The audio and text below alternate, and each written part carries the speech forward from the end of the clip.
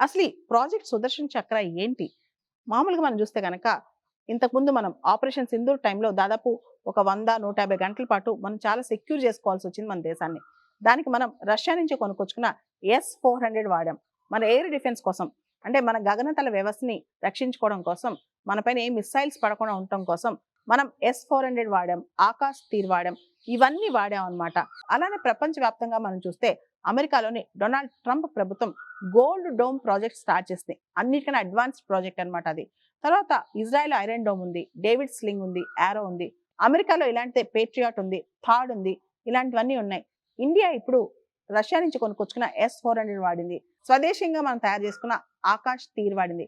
కానీ ఇది సరిపోదు. ఎందుకంటే కొత్త అటాక్స్ ఏదైతే వస్తాయో, కొత్త అటాక్స్ ఏవైతే రాబోతాయో అవన్నీ కూడా హైబ్రిడ్ వార్‌ఫేర్ అటాక్స్ అయి ఉంటాయన్నమాట. అంటే మన సివిలియన్ ఇన్‌స్టాలేషన్స్ కానీ, మన హాస్పిటల్స్ కానీ, లేదా మన డిజిటల్ ఇన్‌ఫ్రాస్ట్రక్చర్ మేజర్‌గా సైబర్ అటాక్స్‌ని తట్టుకునేందుకు. కొత్త అటాక్స్ ఏదైతే ఉంటాయో అవి సైబర్ అటాక్స్ అవుతాయన్నమాట. సో, వీటన్నిటికి ఒక కాంప్రిహెన్సివ్‌గా పూర్తి స్థాయిలో మనకొక రక్షణ కవచం కావాలి. అదే సుదర్శన్ చక్ర అన్నమాట.